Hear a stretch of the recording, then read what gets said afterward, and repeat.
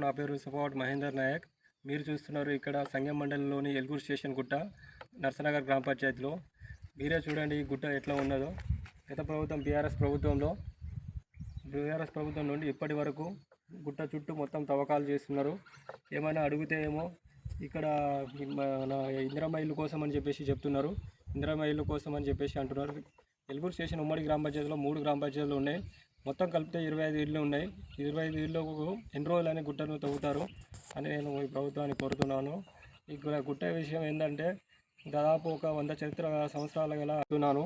ఎందుకనగా 100 చరిత్ర గల ఈ హిస్టరీ ఉన్నది. కాకతీయుల కాలం నుండి ఈ గుట్టను కాపాడుకుంటూ వస్తున్నాము.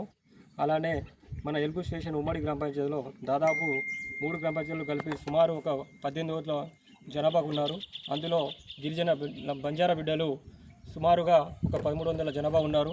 దీనికోసం అని చెప్పేసి మేము లాస్ట్ ఇయర్ 2025 ఫిబ్రవరి 15 నాడు సంత్ శ్రీ సేవలాల్ మహారాజ్ జయంతి రోజున భోగ్ బండారో కార్యక్రమంలో పరకాల నియోజకవర్గం ఎమ్మెల్యే గారు అయిన శ్రీ రేవూరి ప్రకాష్ రెడ్డి గారిని ముఖ్య అతిథిగా పిలిచి మా బంజారా జనాభాకు సంబంధించిన సంత్ సేవలాల్ గుడి కట్టుకోవడానికి ల్యాండ్ అడగగా మాకు ల్యాండ్ కేటాయించడం జరిగింది.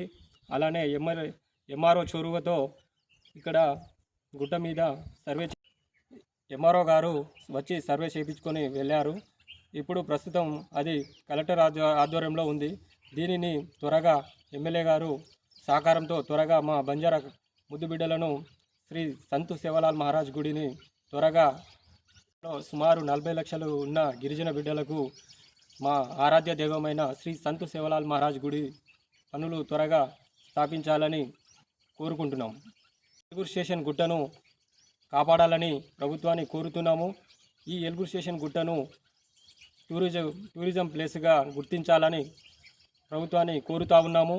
అలానే ఈ గుట్టను భావితరాల పిల్లలకు ఒక పునాది పాటగా వేయాలని కోరుతున్నాము.